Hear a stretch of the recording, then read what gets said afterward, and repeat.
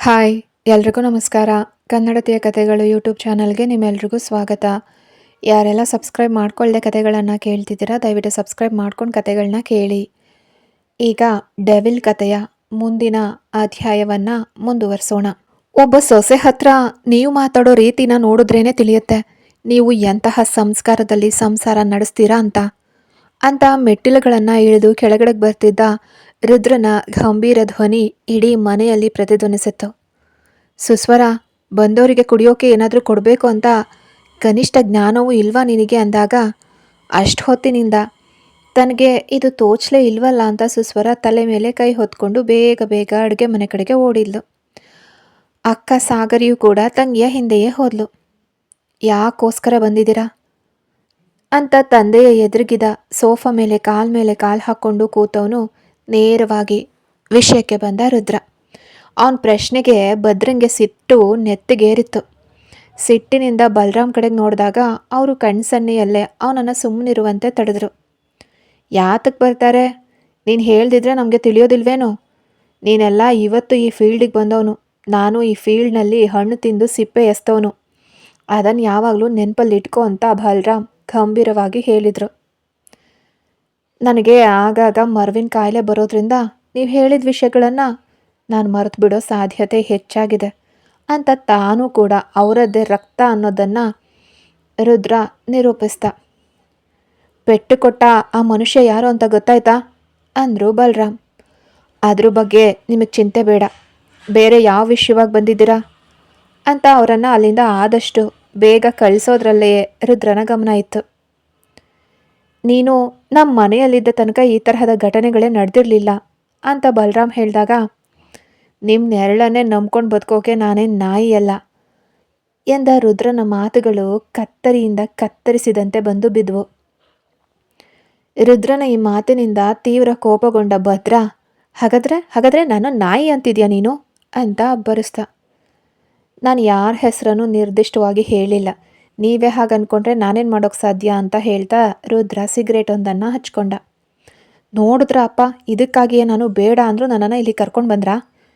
ಇವನು ಆಡಿದ ಮಾತುಗಳನ್ನು ನನ್ನ ಹೆಂಡತಿ ಕೇಳಿಸ್ಕೊಂಡಿದ್ರೆ ನನ್ನನ್ನು ತುಂಬ ಚೆನ್ನಾಗಿ ಹೊಗಳುತ್ತಿದ್ಲು ಅಂತ ತಂದೆ ಮೇಲೆಯೇ ರೇಗ್ದ Bhadra. Calm down Bhadra, let me talk with him ಅಂತ ಬಲರಾಮ್ ಭದ್ರನನ್ನು ಸಮಾಧಾನ ಪಡಿಸಿದ್ರು. ಏನಾದರೂ ಮಾಡ್ಕೊಳ್ಳಿ, ಅವ್ನು ಕೂತಿರೋದನ್ನು ನೋಡಿದ್ರಾ? ನಿಮ್ಮ ಮುಂದೆನೇ ಕಾಲ್ ಮೇಲೆ ಕಾಲು ಹಾಕ್ಕೊಂಡು ಸಿಗರೇಟ್ ಸೇರ್ತಿದ್ದಾನೆ. ಇದ್ರ ಮೇಲೂ ಇವನ ಹತ್ರ ಮಾತಾಡೋಕೆ ಹೋಗ್ತಿದ್ದೀರಾ?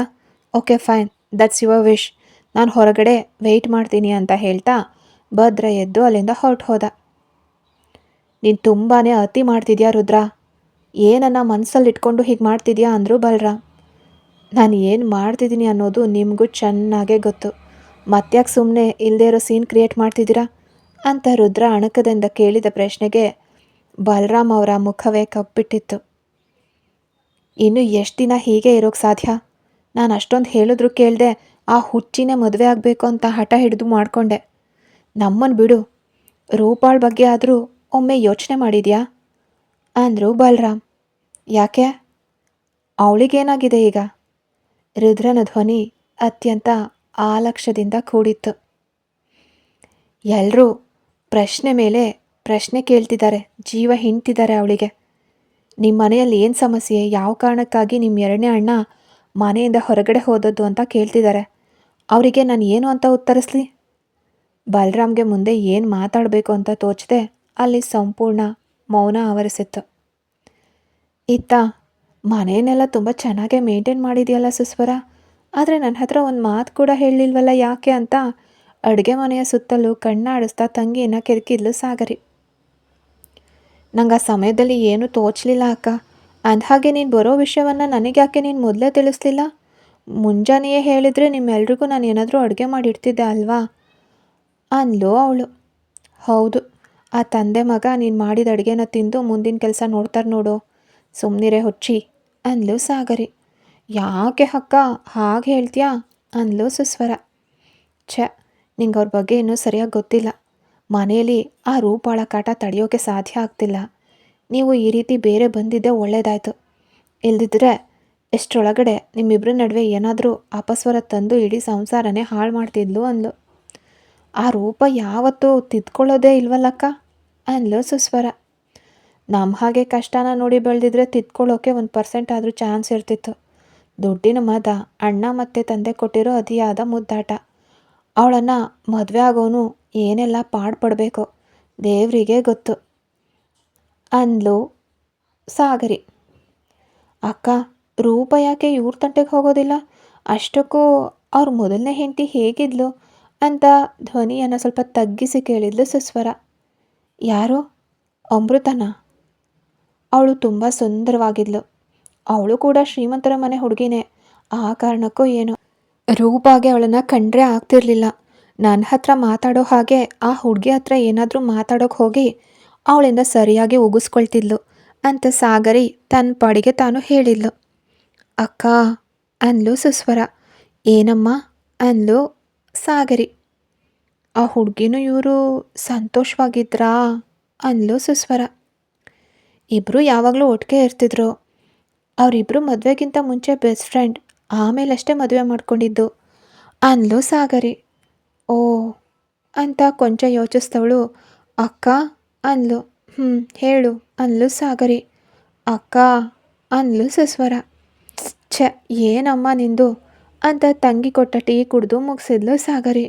ಅದು ಬಂದು ಅಂತ ಅವಳು ಹೇಳ್ತಿದ್ರೆ ಸುಸ್ವರ ಏನೋ ಹೇಳೋಕೆ ಬಂದು ಹೇಳೋಕ್ಕಾಗದೆ ತಡ್ಕಾಡ್ತಿರೋದನ್ನು ನೋಡಿದ ಸಾಗರಿ ಅವಳನ್ನೇ ಆಶ್ಚರ್ಯದಿಂದ ನೋಡಿದ್ಲು. ತನಗಿಂತ ಸಣ್ಣವಳಾಗಿದ್ರು ತನ್ನ ಬಳಿ ಸದಾ ಪ್ರಶ್ನೆಗಳ ಸುರಿಮಳೆಗೈತಿದ್ದ ತಂಗಿಯ ಬಾಯಿಗೆ ಇಂದು ಯಾರು ಬೀಗ ಹಾಕಿದ್ದಾರೆ? ಹೇ, ನಾನು ಬಂದಾಗಲಿಂದ ಗಮನಿಸ್ತಿದ್ದೀನಿ. ಏನಾಗಿದೆ ನಿನಗೆ? ಇಷ್ಟು ದಿನ ಆ ಹುಡುಗಿ ಬಗ್ಗೆ ಒಂದು ಪ್ರಶ್ನೆನೂ ನನ್ನ ಬಳಿ ಕೇಳಲಿಲ್ಲ. ಇವತ್ತು ಯಾಕೆ ಅವಳ ಬಗ್ಗೆ ಇಷ್ಟೊಂದು ವಿಚಾರಿಸ್ತಿದ್ಯಾ? ಏನಾದರೂ ಪ್ರಾಬ್ಲಮ್ ಆಗಿದೆಯಾ ಅಂತ ಎದೆಯಲ್ಲಿ ಭಯ ಆವರಿಸಿದಾಗ ತಂಗಿಯ ಹೆಗಲು ಹಿಡಿದು ಕುಲುಕಿ ಕೇಳಿದ್ಲು ಸಾಗರಿ. ಅಯ್ಯೋ, ಹಾಗೆಲ್ಲ ಏನೂ ಇಲ್ಲ ಅಕ್ಕ, ನೀನು ಅತಿಯಾಗಿ ಕಲ್ಪನೆ ಮಾಡ್ಕೋಬೇಡ ಅಂದ್ಲು ಸುಸ್ವರ.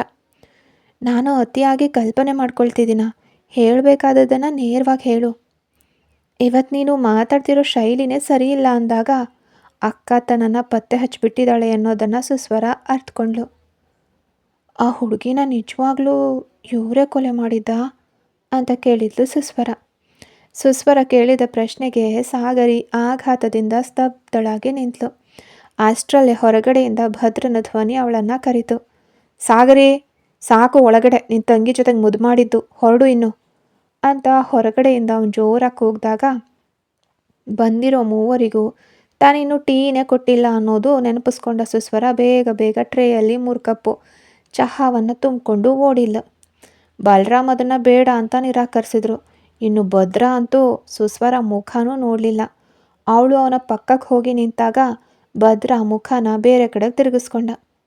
ಭದ್ರನ ನಡವಳಿಕೆಯನ್ನು ಗಮನಿಸಿದ ರುದ್ರ ಸುಸ್ವರ ಅಂತ ಹೆಂಡ್ತಿನ ಕರೆದ. ಅವಳು ಅವನ ಬಳಿ ಓಡ್ ಹೋದಾಗ ಅವನು 1 ಕಪ್ ಚಹಾವನ್ನು ತಾನೇ ತಗೊಂಡು ಅವ್ರಿಗೆ ಬೇಡ, ನೀನು ಹೋಗು ಅನ್ನುವಂತೆ ಸನ್ನೆ ಮಾಡಿದಾಗ ಸುಸ್ವರ ಸರಿ ಅಂತ ತಲೆ ಆಡಿಸಿದ್ಲು. ಬಂದವರೆಲ್ಲ ಹೊರಡೋಕ್ಕೆ ಸಿದ್ಧರಾದಾಗ ಸಾಗರಿ ತಂಗಿಗೆ ಸಿಕ್ಕ ಸಣ್ಣ ಅವಕಾಶದಲ್ಲೇ, ಸುಸ್ವರ, ನನಗೂ ಇದ್ರ ಬಗ್ಗೆ ಸಂಪೂರ್ಣ ವಿವರ ಗೊತ್ತಿಲ್ಲ, ಆದರೆ ನನ್ನ ಕಿವಿಯಾರೆ ಕೇಳಿದ ವಿಷಯವಂತೂ ಅದೇ. ದಯವಿಟ್ಟು ಇದ್ರ ಬಗ್ಗೆ ನಿನ್ನ ಗಂಡನ ಹತ್ರ ಕೇಳೋಕೆ ಹೋಗಬೇಡ. ನೀನು ಸಂತೋಷವಾಗಿದೆಯಾ ಅಷ್ಟೇ ಸಾಕು. ಬೇರೆ ಏನನ್ನೂ ಕೇಳಿ ಸ್ವಂತ ದುಡ್ಡಿನಲ್ಲೇ ಕಷ್ಟನ ಮೈ ಮೇಲೆ ಎಳ್ಕೋಬೇಡ ಅಂತ ರುದ್ರನ ಬಳಿ ತಂಗಿ ಏನಾದರೂ ಕೇಳಿ ದೊಡ್ಡ ಸಮಸ್ಯೆ ಆಗಬಹುದು ಅಂತ ಹೆದರಿ ಹೇಳಿದ್ಲು ಸಾಗರಿ. ಅವರೆಲ್ಲ ಹೊರಟ ತಕ್ಷಣ ರುದ್ರ ತನ್ನ ರೂಮಿಗೆ ಹೋಗಿ ಬಾಗಿಲು ಹಾಕ್ಕೊಂಡ. ಸುಸ್ವರ ಸರಿಯಾದ ಸಮಯಕ್ಕೆ ಅವನಿಗೆ ಊಟ ನೀಡೋದು, ಬಟ್ಟೆ ಬದಲಾಯಿಸೋದು ಮುಂತಾದ ಕೆಲಸಗಳನ್ನು ಅತ್ಯಂತ ಕಾಳಜಿಯಿಂದಲೇ ಮಾಡಿದ್ಲು. ಗಾಯದ ಡ್ರೆಸ್ಸಿಂಗ್ ಬದಲಾಯಿಸೋಕೆ ದಿಲೀಪ್ ಡಾಕ್ಟರ್ನ ಮನೆಗೆ ಕರ್ಕೊಂಡು ಬಂದಿದ್ದ. 1 ವಾರದಲ್ಲಿ ಅವನ ಗಾಯ ಬಹುಮಟ್ಟಿಗೆ ವಾಸಿಯಾಗಿತ್ತು. ಒಂದಿನ ರಾತ್ರಿ ವೇಳೆಯಲ್ಲಿ ರುದ್ರ ಸುಸ್ವರನ ಕರ್ಕೊಂಡು ಲಾಂಗ್ ಡ್ರೈವ್ಗೆ ಹೊರಟ. ಆ ರಾತ್ರಿ ತಮ್ಮ ಬದುಕನ್ನೇ ಬದಲಾಯಿಸಲಿದೆ ಅನ್ನೋ ಕಲ್ಪನೆ ಅವರಿಬ್ಬರಿಗೂ ಇರಲಿಲ್ಲ. ಹಠಾತ್ತನೆ ಕಾರಿನ ಮುಂದೆ ಮತ್ತು ಹಿಂದೆ 2 ಕಂಟೈನರ್ ಲಾರಿಗಳು ಬಂದು ರುದ್ರನ ಕಾರನ್ನು ಅಡ್ಡಗಟ್ಟಿದ್ವು. ಇದು ತನಗೋಸ್ಕರವೇ ಹೆಣೆಯಲಾದ ಜಾಲ ಅನ್ನೋದನ್ನು ರುದ್ರ ತಕ್ಷಣವೇ ಅರ್ಥಕೊಂಡ. ಕೈ ನೋವನ್ನು ಲೆಕ್ಕಿಸದೆ ಹೇಗೋ ಕಷ್ಟಪಟ್ಟು ಕಾರನ್ನು ಒಂದು ಬದಿಗೆ ಸರಿಸಿದವನು ಸುಸ್ವರಗೆ ಒಂದು ಮಾತು ಹೇಳಲಿಲ್ಲ. ರಸ್ತೆ ಬದಿಯಲ್ಲಿದ್ದ ಒಂದು ಹೋಟೆಲ್ ಮುಂಭಾಗದಲ್ಲಿ ಕಾರನ್ನು ನಿಲ್ಲಿಸ್ದ. ಬಾ ಸುಸ್ವರ, ಊಟ ಮಾಡೋಣ ಅಂದಾಗ ಆ ಹೋಟೆಲ್ ನೋಡಿದವಳು, ತುಂಬ ಸಾಧಾರಣವಾದ ಹೋಟೆಲ್ ತರಹ ಇದೆಯಲ್ಲ, ಇಲ್ಲೂ ನೀವು ಊಟ ಮಾಡ್ತೀರಾ ಅಂತ ತನ್ನ ಸಂಶಯವನ್ನು ಕೇಳಿದ್ಲು. ಕೆಳಗಡೆ ಇಳಿ ಅಂತ ರುದ್ರ ಹೇಳಿದ ನಂತರ ಅವಳು ಮತ್ತೇನೂ ಕೇಳದೆ ಅವನನ್ನೇ ಹಿಂಬಾಲಿಸಿದ್ಲು. ಇಬ್ಬರು ಹೋಟೆಲ್ ಒಳಗಡೆ ಹೋದಾಗ ಅಲ್ಲಿ ಇವ್ರನ್ನ ಬಿಟ್ಟು 4-5 ಜನ ಗಂಡಸರು ಮಾತ್ರ ಕೂತಿದ್ರು. ಬಿಸಿ ಬಿಸಿ ಚಪಾತಿ ಮತ್ತು ಕುರ್ಮಾನ ಆರ್ಡ್ರ್ ಮಾಡಿದವನು, ನೀನು ಊಟ ಮಾಡ್ತಿರು, ನಾನು ಈಗಲೇ ಬರ್ತೀನಿ ಅಂದ ರುದ್ರ. ಎಲ್ಲಿಗೆ ಹೋಗ್ತಿದ್ದೀರಾ ನೀವು ಅಂದ್ಲು ಸುಸ್ವರ. ವಾಶ್ರೂಮಿಗೆ ಅಂದ ರುದ್ರ. ಬೇಗ ಬನ್ನಿರಿ, ಈ ಜಾಗನೇ ಒಂಥರ ವಿಚಿತ್ರವಾಗಿದೆ, ಯಾರಾದರೂ ಹತ್ರಕ್ಕೆ ಬಂದ್ಬಿಟ್ರೆ ಅನಿಸುತ್ತೆ ಅಂತ ಅವಳ ಮಾತಿನಲ್ಲಿ ಸ್ಪಷ್ಟವಾದ ಭಯ ಎದ್ದು ಕಾಣಿಸ್ತಿತ್ತು. ನಾನಿರೋವಾಗ ಯಾವನು ನಿನ್ನ ಹತ್ರ ಬರೋಕ್ಕೆ ನಾನು ಬಿಡೋದಿಲ್ಲ ಎಂದು ರುದ್ರನ ಧ್ವನಿಯಲ್ಲಿ ಕಠಿಣತೆ ತುಂಬಿದ್ರಿಂದ ಸುಸ್ವರ ತಕ್ಷಣ ಬಾಯಿ ಮುಚ್ಕೊಂಡ್ಳು. ಅವನು ವಾಶ್ರೂಮಿಗೆ ಹೋಗಿ 20 ನಿಮಿಷಗಳು ಕಳೆದ್ರೂ ಬರದೇ ಇದ್ದಾಗ ಅತ್ತ ಆಹಾರವು ಬಂದು ತಣ್ಣಗಾಗ್ತಿತ್ತು. ಸುಸ್ವರಳ ಎದೆಯಲ್ಲಿ ಭಯವೂ ಆವರಿಸಿತ್ತು. ಅಲ್ಲಿದ್ದ 4-5 ಜನ ಪುರುಷರು ಅವಳನ್ನು ಒಂದು ರೀತಿಯ ವಿಕೃತ ದೃಷ್ಟಿಯಿಂದ ನೋಡ್ತಿರೋದನ್ನು ಕಂಡು ಗಂಡನನ್ನು ಹುಡುಕ್ತಾ ಸುಸ್ವರ ಎದ್ದು ಹೊರಟ್ಲು. ರುದ್ರ ಹೋದ ದಾರಿಯಲ್ಲೇ ಹೋದವಳು ಅಲ್ಲಿದ್ದ ಕೆಲಸಗಾರನಿಗೆ, ಅಣ್ಣ ಇಲ್ಲೊಬ್ರು ಬಂದ್ರಲ್ಲ, ಅವ್ರು ಎಲ್ಲಿ ಹೋದ್ರು ಅಂತ ಕೇಳಿದ್ಲು. ಅದೃಷ್ಟವಶಾತ್ ಅವನು ಇವಳ ಭಾಷೆಯನ್ನೇ ಬಲ್ಲವನಾಗಿದ್ದ. ಅವರು ಈ ಕಡೆನೇ ಹೋದ್ರಮ್ಮ ಅಂತ ಅವನು ಕೈ ತೋರಿಸಿದ ದಾರಿಯಲ್ಲೇ ಸುಸ್ವರ ಕೂಡ ನಡೆದ್ಲು. ಆ ಹೋಟೆಲ್ ಹಿಂಭಾಗ ದಟ್ಟವಾದ ಕಾಡಿನಂತಿತ್ತು. ಕತ್ತಲೆಯಲ್ಲಿ ಭಯ ಮತ್ತಷ್ಟು ಹೆಚ್ಚಾದಾಗ ಕಣ್ಣುಗಳನ್ನು ಅತ್ತಿತ್ತ ಆಡಿಸ್ತಾ ರುದ್ರನನ್ನು ಹುಡುಕತೊಡಗಿದ್ಲು ಸುಸ್ವರ. ಎಷ್ಟು ಹುಡುಕಿದ್ರೂ ಅವನಲ್ಲೂ ಕಾಣಿಸ್ಲಿಲ್ಲ. ಒಂದು ವೇಳೆ ಕಾಡಿನ ಕಡೆಗೆ ಹೋದಾಗ ರಾತ್ರಿ ಕತ್ಲಲ್ಲಿ ಹಾವೇನಾದರೂ ಕಚ್ಬಿಡ್ತಾ? ಅದಕ್ಕಿಂತ ಹೆಚ್ಚಾಗಿ ಅವಳಿಗೆ ಯೋಚಿಸೋಕ್ಕೂ ಸಮಯ ಇರಲಿಲ್ಲ. ಮನಸ್ಸಿನಲ್ಲಿ ಧೈರ್ಯವನ್ನು ತಂದುಕೊಂಡು ಕಾಡಿನೊಳಗಡೆ ಹೆಜ್ಜೆ ಇಟ್ಲು. ತಡಕಾಡ್ತಾ ಕೆಲವು ಹೆಜ್ಜೆ ನಡೆದವಳಿಗೆ ಅಲ್ಲಿ ಮೊಬೈಲ್ ಟಾರ್ಚ್ ಇಟ್ಕೊಂಡು ಪ್ರಮೋದ್ ನಿಂತಿರೋದು ಕಾಣಿಸ್ತು. ಅವನ ಎದುರಿಗೆ ರುದ್ರ ತನ್ನ ಕೈಯಲ್ಲಿ ದೊಡ್ಡದೊಂದು ಕತ್ತಿನ ಹಿಡಿದು ತಮ್ಮ ಕಾರನ್ನು ಅಡ್ಡಗಟ್ಟಿದ್ದ ಕಂಟೈನರ್ ಲಾರಿಯವನ ತಲೆನ ಒಂದೇ ಪೆಟ್ಟಿಗೆ ಕತ್ತರಿಸಿ ಹಾಕ್ತಿದ್ದ. ಇನ್ನೊಬ್ಬನ ಮುಂಡ ಈಗಾಗಲೇ ರಕ್ತದ ಮಡುವಿನ ಕೆಳಗೆ ಬಿದ್ದಿತ್ತು. ಇಲ್ಲಿವರೆಗೆ ಗಂಡನ ಕೇವಲ ಪ್ರೀತಿಯ ಮುಖವನ್ನು ಮಾತ್ರ ನೋಡಿದ್ದವಳಿಗೆ ಅವನ ಈ ಕ್ರೂರ ಮತ್ತು ರೌದ್ರ ರೂಪವನ್ನು ಕಂಡ ತಕ್ಷಣ ಕೈಕಾಲುಗಳು ನಡುಗೋಕ್ಕೆ ಶುರುವಾದವು. ಆ ಇಡೀ ಕಾಡು ನಡುಗುವಂತೆ ಜೋರಾಗಿ ಕಿರ್ಚಿದ್ಲು ಸುಸ್ವರ. ಧ್ವನಿ ಬಂದ ದಿಕ್ಕನ್ನು ಪ್ರಮೋದ್ ಮತ್ತು ರುದ್ರ ಇಬ್ಬರು ನೋಡಿದ್ರು. ಸುಸ್ವರ ಅಲ್ಲಿಗೆ ಬರ್ತಾಳೆ ಅಂತ ಇಬ್ಬರೂ ನಿರೀಕ್ಷಿಸಿರಲಿಲ್ಲ. ಒಂದು ಕ್ಷಣ ಅವರಿಬ್ಬರು ಆಘಾತಕ್ಕೊಳಗಾದರೂ ಮರುಕ್ಷಣವೇ ತಮ್ಮನ್ನು ತಾವೇ ನಿಯಂತ್ರಿಸ್ಕೊಂಡ್ರು. ಸುಸ್ವರ, ನಿನ್ನನ್ನು ಅಲ್ಲೇ ಇರೋಕೆ ಹೇಳಿದ್ದೆ ತಾನೆ, ಇಲ್ಲಿ ನೀನೇನು ಮಾಡ್ತಿದ್ಯಾ? ನಿನ್ನನ್ನೇ ಕೇಳ್ತಿರೋದು, ಇಲ್ಲೇನು ಕೆಲಸ ನಿನಗೆ ಎಂದ ರುದ್ರನ ಧ್ವನಿಯಲ್ಲಿದ್ದ ಕಠಿಣತೆ ಸುಸ್ವರಳನ್ನು ಕಿಂಚಿತ್ತು ಕದಲಿಸಲಿಲ್ಲ. ಅವಳು ಅವನ ಆ ಭೀಕರ ರೂಪವನ್ನು ನೋಡಿ ಸಂಪೂರ್ಣವಾಗಿ ಜಡವಾಗಿದ್ಲು. ಸುಸ್ವರ ಅಂತ ಹೇಳ್ತಾ ರುದ್ರ ಅವಳ ಕಡೆಗೆ ಒಂದು ಹೆಜ್ಜೆ ಇಟ್ಟ. ಆದರೆ ಭ್ರಮೆಯಲ್ಲಿದ್ದ ಸುಸ್ವರಾಗೆ ಪ್ರಜ್ಞೆ ಮರಳಿ ಎಲ್ಲಿ ಅವನು ತನ್ನನ್ನು ಕೊಂದ್ಬಿಡ್ತಾನೋ ಅನ್ನೋ ತೀವ್ರ ಭಯದಿಂದ, ಪ್ರಾಣ ಭಯದಿಂದ ಅಲ್ಲಿಂದ ಓಡೋಕೆ ಆರಂಭಿಸಿದ್ಲು. ತನ್ನನ್ನು ಕಂಡು ಹೆದರಿ ಸುಸ್ವರ ಓಡ್ತಿರೋದನ್ನು ಕಂಡು ನೊಂದ ರುದ್ರ ಅವಳನ್ನು ಹಿಡಿಯೋಕೆ ಅವಳ ಹಿಂದೆನೇ ಓಡ್ದ. ಕತ್ತಲಲ್ಲಿ ಕಣ್ಮುಚ್ಚಿ ಓಡ್ತಿದ್ದವಳು ಒಂದು ಹಂತದಲ್ಲಿ ಮರದ ಬೇರಿಗೆ ಎಡವಿ ಕೆಳಗೆ ಬೀಳೋ ಅಷ್ಟರಲ್ಲೇ ಅದೃಷ್ಟವಶಾತ್ ಅವಳ ಹಿಂದೆಯೇ ಬಂದಿದ್ದ ರುದ್ರ ಅವಳಿಗೆ ದೊಡ್ಡ ಪೆಟ್ಟು ಬೀಳೋ ಮುನ್ನವೇ ಅವಳನ್ನು ಹಿಡ್ಕೊಂಡು ತಡೆದ. ನನ್ನನ್ನು ಬಿಟ್ಬಿಡು, ನನ್ನನ್ನು ಕೊಲ್ಲಬೇಡ, ನೀನೊಬ್ಬ ಕೊಲೆಗಾರ, ಈ ತರಹನೇ ಆ ಅಮೃತಾಳನ್ನು ಕೊಲೆ ಮಾಡಿದ್ಯಾ? ಈಗ ನನ್ನನ್ನು ಕೊಲೆ ಮಾಡೋಕೆ ಈ ಕತ್ತಿ ಹಿಡ್ಕೊಂಡು ನನ್ನ ಹಿಂದೆನೇ ಬಂದಿದ್ಯಾ ಅಂತ ಭಯದಿಂದ ಅವನನ್ನು ದೂರ ತಳ್ಳಿ ಓಡೋಕೆ ಪ್ರಯತ್ನಿಸಿದ್ಲು ಸುಸ್ವರ. ಸುಸ್ವರ, ಇದ್ರ ಬಗ್ಗೆ ನಾನು ನಿನಗೆ ಆಮೇಲೆ ವಿವರಿಸ್ತೀನಿ, ಮೊದಲು ಮನೆಗೆ ಹೋಗೋಣ ಅಂತ ಅವಳನ್ನು ಮೊದಲು ಆ ಜಾಗದಿಂದ ದೂರ ಕರೆದೊಯ್ಯೋಕೆ ಪ್ರಯತ್ನಿಸ್ತಾ ರುದ್ರ. ಇಲ್ಲ ಇಲ್ಲ, ನಾನು ಬರೋದಿಲ್ಲ, ಪ್ಲೀಸ್ ನನ್ನನ್ನು ಬಿಟ್ಬಿಡು, ನಿನ್ನ ಕಾಲಿಗೆ ಬಿದ್ದು ಬೇಡ್ಕೋತೀನಿ, ನಾನು ನನ್ನ ತಂದೆ ಹತ್ರಕ್ಕೆ ಹೋಗ್ತೀನಿ, ನನ್ನನ್ನು ಕೊಲ್ಲಬೇಡ, ನೀನು ನೋಡಿದ್ರೇ ನಂಗೆ ಭಯ ಆಗ್ತಿದೆ, ಹೊರಟು ಹೋಗು, ನನ್ನನ್ನು ಬಿಟ್ಟು ಹೋಗು ಅಂತ ಪ್ರಜ್ಞೆ ತಪ್ಪಿದವಳಂತೆ ಅರಚ್ತಾ ಅವನನ್ನು ಮನ ಬಂದಂತೆ ಹೊಡೆಯತೊಡಗಿದ್ಲು ಸುಸ್ವರ. ಅವಳ ಆ ರಂಪಾಟವನ್ನು ಒಂದು ಹಂತದವರೆಗೆ ತಡೆದವನು ಕೊನೆಗೆ ತಡೆಯೋಕ್ಕಾಗದೆ ಅವಳ ಪ್ರಜ್ಞೆ ತಪ್ಪುವಂತೆ ಕೆನ್ನೆಗೆ ಅವಳಿಗೆ ಜೋರಾಗಿ ಒಂದು ಏಟು ಹೊಡೆದ ರುದ್ರ. ಪ್ರಜ್ಞೆ ತಪ್ಪಿ ತನ್ನ ಮೇಲೆಯೇ ಬಿದ್ದ ಸುಸ್ವರಳನ್ನು ಎತ್ತಿ ತನ್ನ ಗಾಯಗೊಂಡಿದ್ದ ಹೆಗಲಿನ ಮೇಲೆಯೇ ಹಾಕ್ಕೊಂಡ ರುದ್ರ ಆ ಕ್ಷಣದಲ್ಲಿ ಸಾಮಾನ್ಯ ಮನುಷ್ಯನಂತೆ ಕಾಣಿಸ್ತಿರ್ಲಿಲ್ಲ. ಅವನ ಮುಖದಲ್ಲಿ ಅಂತಹ ಭೀಕರ ರೌದ್ರಾವತಾರವಿತ್ತು.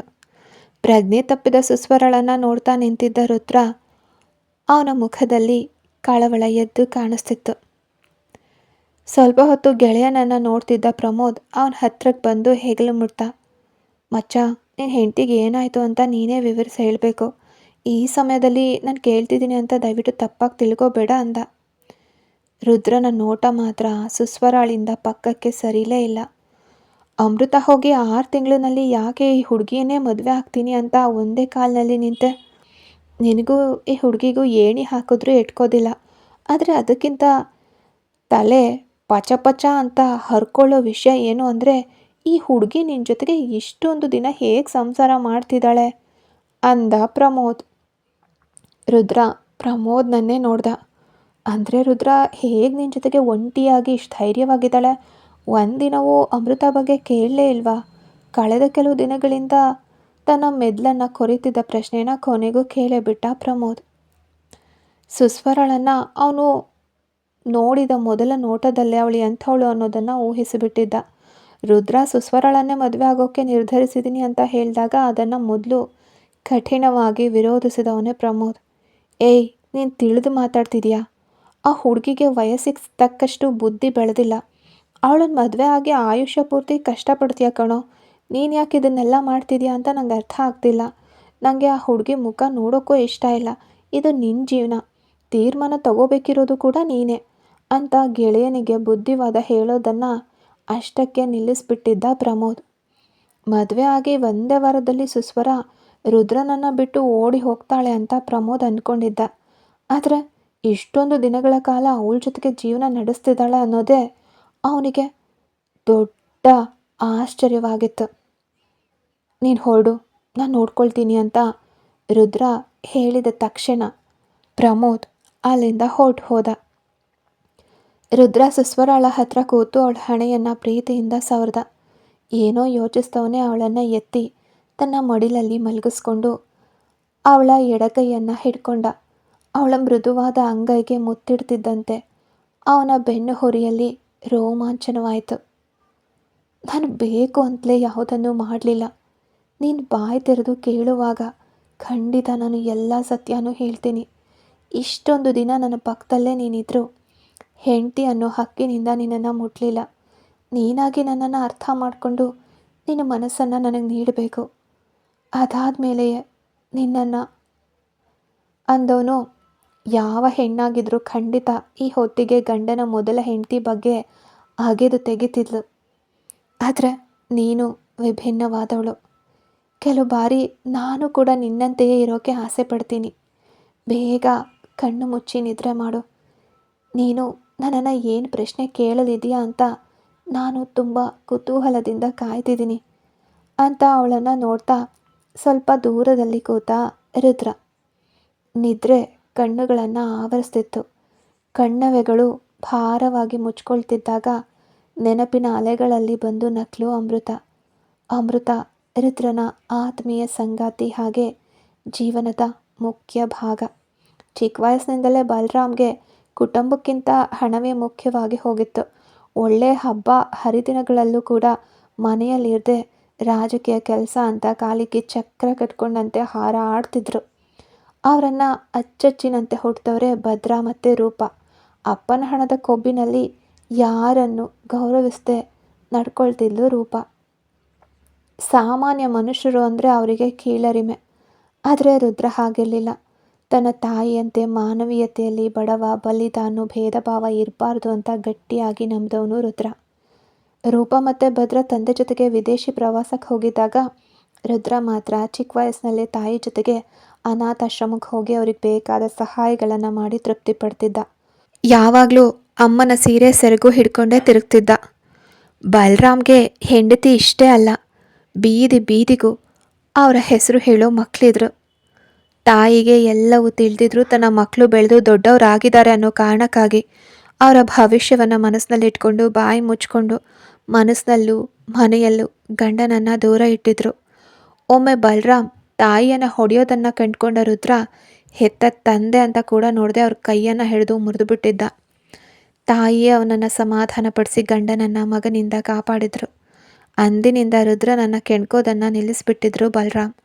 ಮನೆ ಕೆಲಸದವರ ಮೂಲಕ ಹೆತ್ತರವರ ನಡುವಿನ ವಿಷಯಗಳು ಮಕ್ಕಳಿಗೆ ಪಿಸು ಮಾತಿನಲ್ಲಿ ತಿಳಿತು. ಭದ್ರಾ ಮತ್ತು ರೂಪಾಗೆ ಇದು ದೊಡ್ಡ ವಿಷಯವಾಗಿ ಕಾಣಿಸ್ತಿಲ್ಲ. ಅವರ ಐಷಾರಾಮಿ ಜೀವನಕ್ಕೆ ತೊಂದರೆ ಬಾರದಿದ್ದಷ್ಟು ಅವರಿಗೆ ಯಾವುದು ದೊಡ್ಡ ವಿಷಯವಾಗಿರಲಿಲ್ಲ. ಆದರೆ ರುದ್ರ ಮನಸ್ಸಿನ ಮಟ್ಟದಲ್ಲಿ ತುಂಬ ಮುರಿದು ಬಿದ್ದ. ಪ್ರತಿ ಬಾರಿ ತಾಯಿ ರುದ್ರನನ್ನು ನೋಡುವಾಗ ಎಲ್ಲಿ ಮಗ ತಮ್ಮ ಖಾಸಗಿ ಜೀವನದ ಬಗ್ಗೆ ಕೇಳಿಬಿಡ್ತಾನೋ ಅನ್ನೋ ತವಕ ಆ ತಾಯಿಯ ಕಣ್ಣುಗಳಲ್ಲಿ ತುಂಬಿರ್ತಿತ್ತು. ಪ್ರತಿದಿನ ಬೆಳಗ್ಗೆ ಕಣ್ಬಿಟ್ಟಾಗ ಇಂದು ಕೇಳಿಬಿಡ್ತಾನೋ ನಾಳೆ ಕೇಳಿಬಿಡ್ತಾನೋ ಅನ್ನೋ ಭಯದಲ್ಲೇ ತಾಯಿ ಬದುಕ್ತಿದ್ರು. ಒಂದು ವೇಳೆ ಅವನು ಪ್ರಶ್ನೆ ಕೇಳಿದ್ರೆ ಏನು ಉತ್ತರ ಹೇಳಿ ಅವನ ಬಾಯಿ ಮುಚ್ಚಿಸೋದು ಅಂತ ಮನಸ್ಸಿನಲ್ಲೇ ಹಲವು ರೀತಿಯ ಉತ್ತರಗಳನ್ನು ತಯಾರಿಸಿ ಇಟ್ಕೊಂಡಿದ್ರು. ಒಮ್ಮೆ ರುದ್ರ ತಾಯಿಯ ಬಳಿ ನೇರವಾಗಿ ಕೇಳೋಕೆ ಹೋದಾಗ ತಾಯಿ ಮಗನಿಗೆ ಬೇಕಾದ ಉತ್ತರಗಳನ್ನು ಸಿದ್ಧಪಡಿಸಿ ಇಟ್ಕೊಂಡಿದ್ರು. ಅವರ ಕಣ್ಣುಗಳಲ್ಲಿ ಕಾಣಿಸಿದ ತಳಮಳ ಮತ್ತು ಅವಮಾನದ ಭಾವನೆ ಹರೆಯದ ವಯಸ್ಸನ್ನು ಮುಟ್ತಿದ್ದ ರುದ್ರನ ಎಳೆ ಮನಸ್ಸನ್ನು ಈಟಿಯಿಂದ ಚುಚ್ಚಿದಂತೆ ಗಾಯಗೊಳಿಸಿತ್ತು.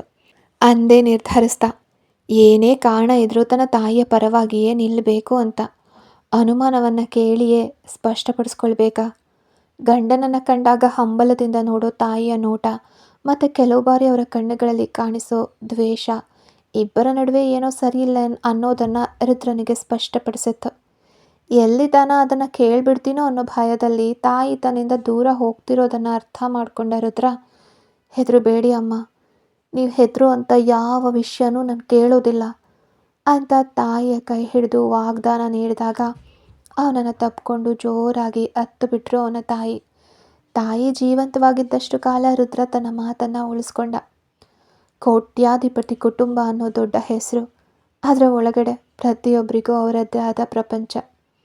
ಶಾಲೆಯಲ್ಲಂತೂ ರುದ್ರನ ಹಣಕ್ಕಾಗಿ ಅವನ ಜೊತೆಗೆ ಸ್ನೇಹ ಬೆಳೆಸೋಕೆ ಒಂದು ಗುಂಪೆ ಸುತ್ತುತ್ತಿತ್ತು. ಅಷ್ಟಕ್ಕೂ ಅವನು ಓದಿದ ಶಾಲೆಯಲ್ಲಿದ್ದ ಪ್ರತಿಯೊಬ್ಬರು ಶ್ರೀಮಂತರೇ ಆಗಿದ್ರು. ಹುಟ್ಟಿನಿಂದಲೇ ಯಾರೊಂದಿಗೂ ಹೆಚ್ಚಾಗಿ ಮಾತನಾಡದ ರುದ್ರನನ್ನು ತಮ್ಮ ತುಂಟಾಟದಿಂದ ಸ್ನೇಹ ಬೆಳೆಸುವಂತೆ ಮಾಡಿದ ಕೀರ್ತಿ ಪ್ರಮೋದ್ ಮತ್ತು ಸೂರ್ಯನಿಗೆ ಸಲ್ಲುತ್ತೆ. ಶಾಲೆಯಿಂದಲೇ ಮೂವರು ಒಳ್ಳೆ ಗೆಳೆಯರಾಗಿ ಬೆರೆತಿದ್ರು. ರುದ್ರ 10ನೇ ತರಗತಿ ಓದ್ತಿದ್ದಾಗ ಅವನ ಶಾಲೆಗೆ ಬಂದು ಸೇರಿದವಳು ಅಮೃತ. ಹೆತ್ತವರಿಬ್ಬರು ವೈದ್ಯರು.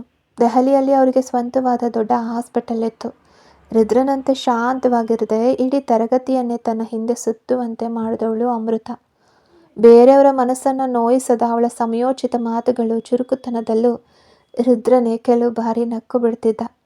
ಪ್ರಮೋದ್ ಮತ್ತು ಸೂರ್ಯ ಅವ್ರ ಜೊತೆಗೆ ಮೊದಲು ಸ್ನೇಹ ಬೆಳೆಸಿದ ಅವಳು ಅವರ ಮೂಲಕವೇ ರುದ್ರನ ಕಡೆಗೂ ಸ್ನೇಹದ ಹಸ್ತ ಚಾಚತೊಡಗಿದ್ಲು. ಮೂವರು ಹುಡುಗರ ನಡುವೆ ಒಬ್ಳು ಹುಡುಗಿ ಅನ್ನೋ ಮುಜುಗರ ಸ್ವಲ್ಪ ಕೂಡ ಇಲ್ಲದೆ ಅವಳು ಮೂವರನ್ನು ತನ್ನ ರಕ್ಷಣಾ ಕವಚವಾಗಿ ನೋಡಿದ್ಲು. ಸುಂದರಿ, ಬುದ್ಧಿವಂತೆ, ಪ್ರತಿಭಾವಂತೆ, ಹೀಗೆ ಅಮೃತ ಬಗ್ಗೆ ಹೇಳ್ತಾನೆ ಹೋಗಬಹುದು.